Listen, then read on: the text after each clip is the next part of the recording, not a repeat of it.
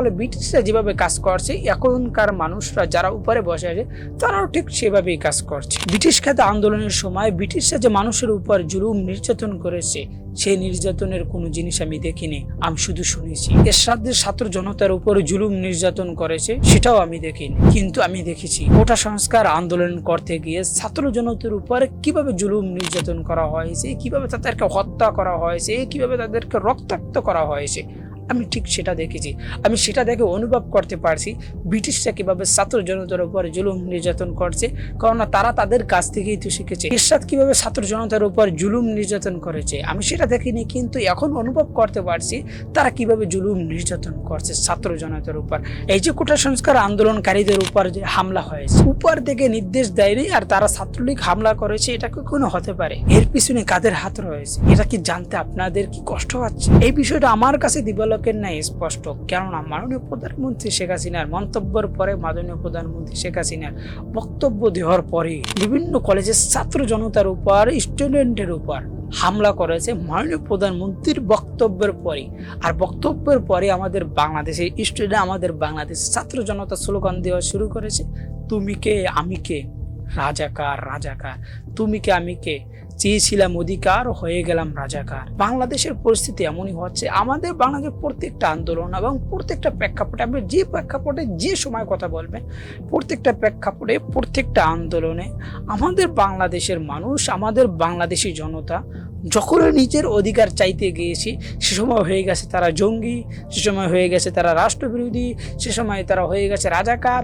যে সময় বাংলাদেশের মানুষ নিজেদের অধিকার চাইতে গিয়েছে, যে সময় মানুষ বাংলাদেশের অধিকারের কথা বলতে গিয়েছে, সে সময় তারা রাষ্ট্রবিরোধী মানুষ হয়ে গেছে। কারণ নিজের অধিকার চাইতে গেলে, ছাত্র জনতা তাদের অধিকার চাইতে গেলে এমন একটি বিষয় যে বিষয়টা আমাদের রাষ্ট্রের সাথে জড়িত, কোটা সংস্কার, এটা আমাদের বাংলাদেশের বর্তমানে রাষ্ট্রের সাথে জড়িত। আমাদের বাংলাদেশে যে সময় স্বাধীন হয়েছে সে সময় আরও 7-8টি রাষ্ট্র স্বাধীন হয়েছে, চীন স্বাধীন হয়েছে, মালয়েশিয়া স্বাধীন হয়েছে, সিঙ্গাপুর স্বাধীন হয়েছে, আরও বিভিন্ন রাষ্ট্র স্বাধীন হয়েছে সে সময়। তো সে সমস্ত রাষ্ট্রগুলো স্বাধীন হওয়ার পর সে সমস্ত রাষ্ট্রগুলো কতটা উন্নতির শিকারে পুষেছে, আর আমাদের বাংলাদেশ এখন কোথায় আছে? উন্নতির শিকারে পুষবে তো দূরের কথা, অন্যদিকে আমাদের বাংলাদেশ দুর্নীতিতে বিশ্ব চ্যাম্পিয়ন হয়েছে। একবার না, দুইবার না, তিনবার নয়, 5বারের মতো আমাদের বাংলাদেশ দুর্নীতিতে বিশ্ব চ্যাম্পিয়ন হয়ে। আমি গতকালকে বিকালে আমি একজনের সাথে কথা বলছিলাম যারা মুক্তিযুদ্ধের পক্ষ হয়ে কোটা সংস্কার আন্দোলনকারীদের বিরুদ্ধে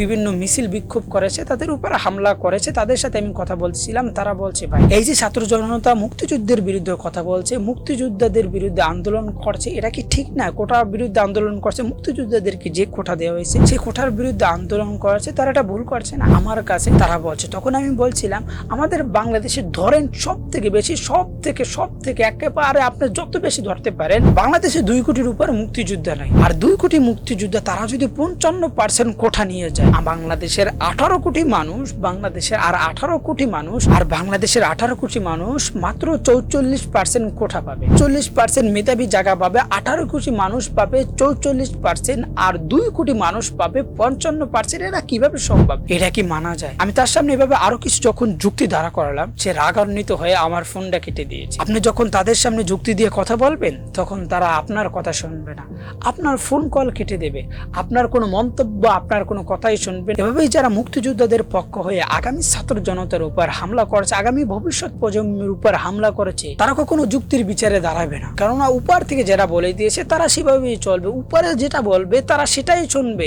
আমি এখন ভিডিও শেষে ধারপেন্তে এসে আপনাদেরকে কিছু ভিডিও ফুটেজ দেখাই এবং কিছু ফটো দেখাই, মানুষের আর্তনাদ দেখাই, ছাত্র জনতার আর্তনাদ দেখাই, আমাদের মা বোনদের আর্তনাদ দেখাই, যা শুনলে আপনাদের দিল প্রকম্পিত হবে, আপনার দিলেও মায়া লেগে যাবে। সেই ভিডিও ফুটেজগুলো আপনাদের দেখাই, কিছু আর্তনাদ শুনাই।